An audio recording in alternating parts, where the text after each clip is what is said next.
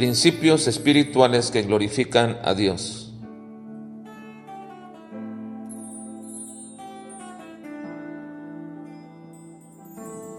Principio espiritual número 177. Ningún medio ilegítimo o prohibido por Dios debe ser visto como un medio adecuado de bendición. Primer libro de Samuel, capítulo 28 al capítulo 31. Existe una gran confusión en muchos creyentes hoy día respecto a la manera como Dios nos comunica algunas cosas o cómo nos hace llegar su bendición.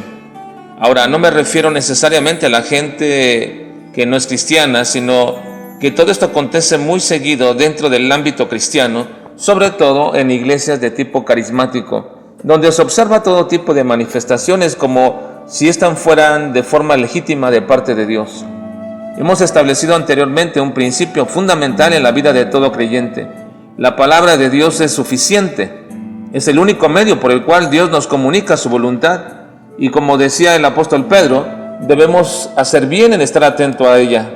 Sin embargo, cuando no se lee, no se estudia o medita, somos fácil presa de cualquier pensamiento, sentimiento o percepción que alguien nos comunica. Tal forma que podríamos incluso ser desviados de la voluntad clara y explícita de Dios.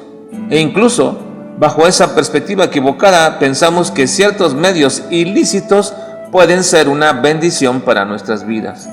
Y que hasta incluso lo incorrecto puede ser una puerta abierta de parte de Dios. Y que lo que Dios prohíbe, lo puede permitir a nosotros. Estos capítulos de Samuel son uno de los pasajes polémicos en la Escritura, y no hay un consenso general en cuanto a su interpretación. Samuel había muerto y el fin de la vida de Saúl se acercaba. Estaba por entrar a una pelea en contra de los filisteos y quería saber lo que iba a hacer o lo que debería de hacer. Pero Dios ya lo había desechado y no le comunicaba su voluntad por ninguno de los medios que Dios había establecido. Así que entonces acude a una divina para que haga traer a Samuel de entre los muertos, lo cual precisamente, aparentemente hace esta divina y se lleva a cabo una conversación entre el presunto Samuel y Saúl, donde le comunica que va a morir junto con sus hijos y que estarán con él el siguiente día. La polémica se suscita en establecer si era o no realmente Samuel el que había llegado aquella noche.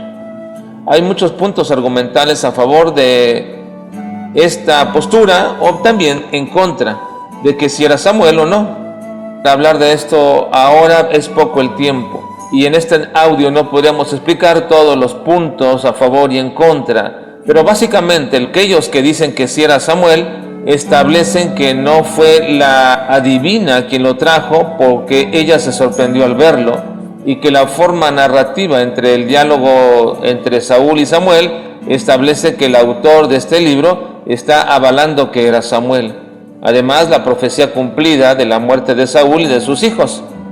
Pero por otro lado, los que están en contra contestan diciendo que la adivina se sorprendió por verlo porque era una charlatana y al ver que se aparecía a alguien fue precisamente su sorpresa, y no porque fuera Samuel, sino porque vio el aspecto de un demonio personificándolo.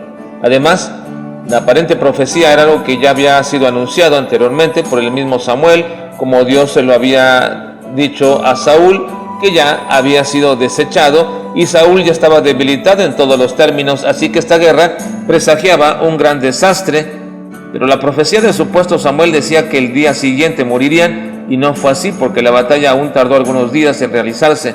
Podríamos seguir contestando y otros podían seguir contraponiendo a tales respuestas. Pero tengo que decir tres cosas a este respecto. Primero, que Dios ha establecido los medios correctos por lo cual Él se está comunicando y Dios no había querido comunicarse ya con Saúl por ninguno de esos medios establecidos. Entonces, ¿por qué usaría Dios un medio ilícito que Él mismo había prohibido en la ley en cuanto a la consulta de los muertos? Ciertamente Él es Dios y Él puede hacer lo que Él quiera, pero Él mismo se autorregula con su voluntad y con sus leyes.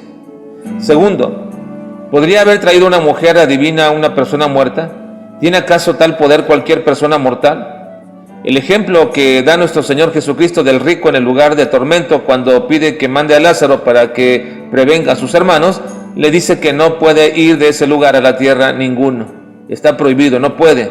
Así que hay una ley también establecida aquí por Dios en cuanto a las limitantes de los muertos que vuelven a la tierra. Pero ¿podría haber alguna excepción en esto? Algunos aluden que sí, como en el monte de la transfiguración donde estaba Elías y Moisés. Y aunque podamos responder a esto de otra forma, podemos decir que esta es una obra de Dios sin lugar a duda. Pero no podemos decir lo mismo del evento con la divina de Endor. Y tercero, Dios no va a legitimar algo incorrecto como correcto dándonos la oportunidad o llevándonos a la confusión sobre si los medios ilícitos pueden convertirse como medios lícitos aun cuando Dios mismo los está prohibiendo.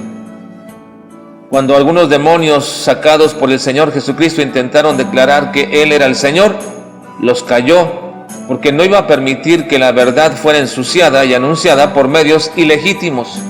Así que no debería de haber confusión en nuestra práctica de la vida. De lo que Dios dice que está mal, y no podemos argumentar que proviene de Dios como si fuese una oportunidad de bendición de parte de Él para nosotros.